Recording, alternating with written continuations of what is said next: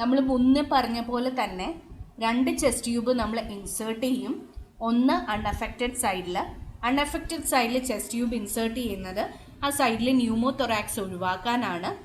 Affected സൈഡിൽ നമ്മൾ chest tube insert ചെയ്യും.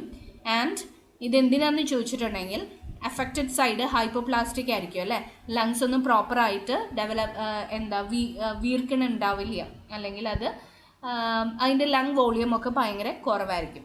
സോ അതിനെ ഒന്ന് റിവൈവ് ചെയ്യാനായിട്ടും ഒന്ന് ഹീൽ ചെയ്യാനായിട്ടും നോർമൽ സ്റ്റേജിലേക്ക് കൊണ്ടുവരാനായിട്ടും എന്തെങ്കിലും ഡ്രെയിനേജ് ഉണ്ടെങ്കിൽ അതിനെയൊക്കെ ഒന്ന് കളക്ട് ചെയ്യാനായിട്ടുമാണ് അഫക്റ്റഡ് സൈഡിൽ നമ്മൾ ചെസ്റ്റ് ട്യൂബ് ഇടുക.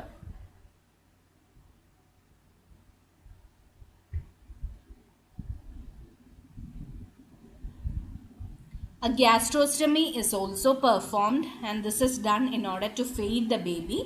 ഈ ബേബീസിന് കുറച്ച് നാൾ വെന്റിലേഷനൊക്കെ വേണ്ടി വരും, കുറച്ച് നാൾ ICUലൊക്കെ വെക്കേണ്ടി വരും.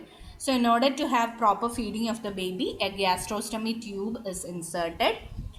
Transplantation of a single lung is yet another option for serious lung injury. ഇനിയിപ്പോൾ ബേബിയുടെ 2 ലങ്സും ഭയങ്കര സിവിയർ പ്രഷറൊക്കെ ഉണ്ട്, ഭയങ്കര ഹെർണിയേഷൻ ആണെങ്കിൽ 2 സൈഡും അഫക്റ്റഡ് ആവുമെന്ന് നമ്മൾ പറഞ്ഞു അല്ലേ ലങ്സിൻ്റെ.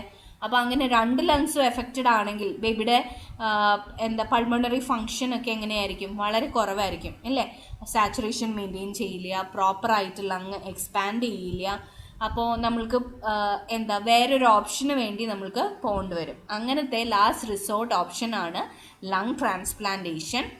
Lung transplantation may allow the remaining hypoplastic lung to grow and recover from injury while still allowing adequate oxygenation and ventilation.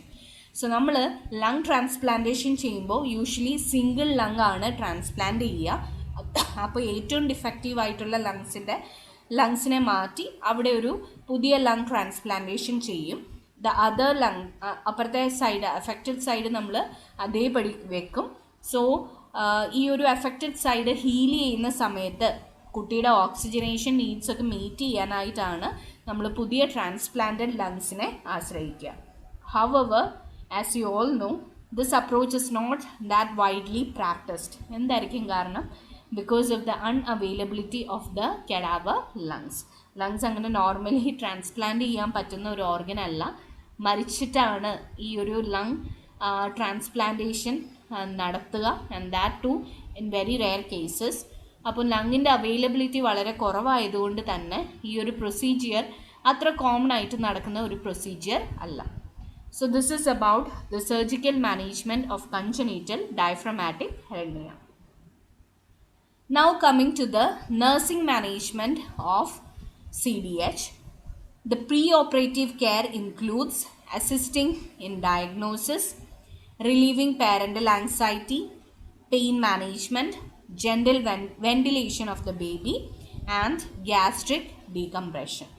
While the post-operative care includes maintaining a patent chest tube, nasopharyngeal suctioning in order to avoid and careful administration of suction in order to avoid injuries, frequent change of positions, chest physiotherapy, forceful attempts to inflate the lung is to be avoided, IV therapy for fluid maintenance, care of gastrostomy and feeding, non-nutritive sucking and discharge teaching.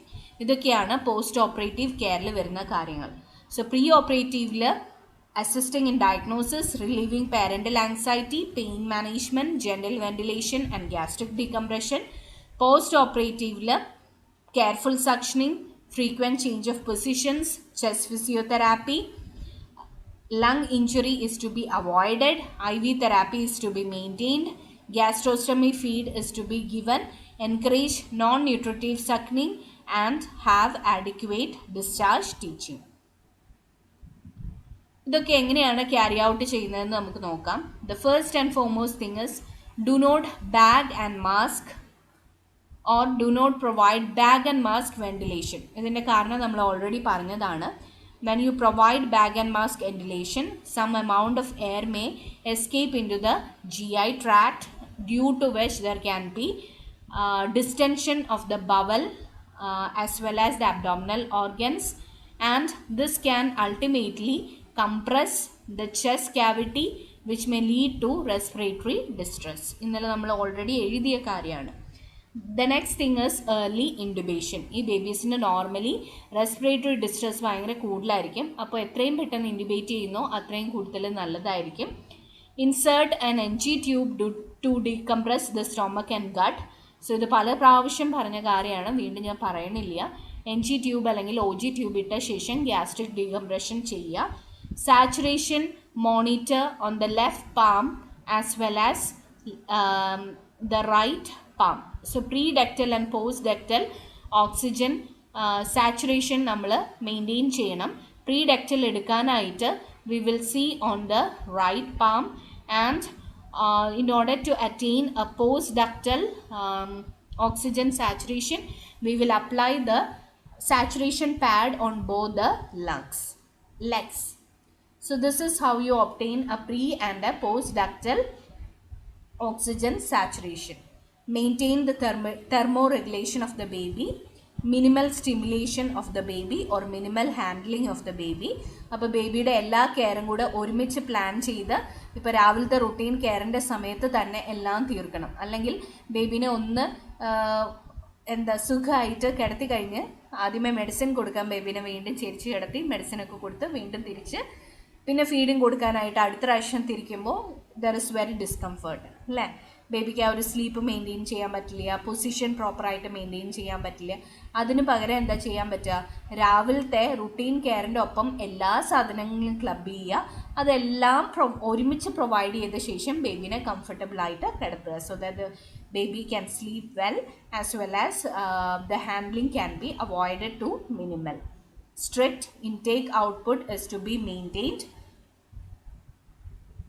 Umbilical artery catheter and umbilical venous catheter or the arterial line monitoring and maintain perfusion chart. So നമ്മളുടെ umbilical artery അതുപോലെ തന്നെ umbilical vein ഇതിൽ കൂടെയുള്ള monitoring ഒക്കെ പ്രോപ്പറായിട്ട് maintain ചെയ്യുക. അതുപോലെ തന്നെ you have to maintain a perfusion start. HFO ventilation is to be given, high frequency oscillatory ventilation. Assess the ET tube position. Mechanical ventilation charting. So വാർഡിൽ പോയപ്പോൾ കണ്ടിട്ടുണ്ടാവും, മെക്കാനിക്കൽ വെൻറ്റിലേറ്ററിൽ കിടക്കുന്ന ഒരു പേഷ്യൻറ്റിൻ്റെ കുറേ പാരാമീറ്റേഴ്സ് നമ്മൾ അവർലി മോണിറ്റർ ചെയ്യും. ലൈക്ക് FiO2 എത്രയാണ്, inspiratory pressure എത്രയാണ്, എക്സ്പിറേറ്ററി പ്രഷർ എത്രയാണ്, ഓക്സിജൻ സാച്ചുറേഷൻ, എന്തെങ്കിലും അലാംസ് ഒക്കെ ബീറ്റ് ചെയ്തോ, ഇങ്ങനൊരു ചാർട്ട് ഉണ്ട്. ഈ ചാർട്ട് മെയിൻറ്റെയിൻ ചെയ്യുക. Prevent nosocomial pneumonia and other infections. Close monitoring of the respiratory status to see for any respiratory distress. Avoid hypoxia, hypercarbia and acidosis, and also give sedation and pain management.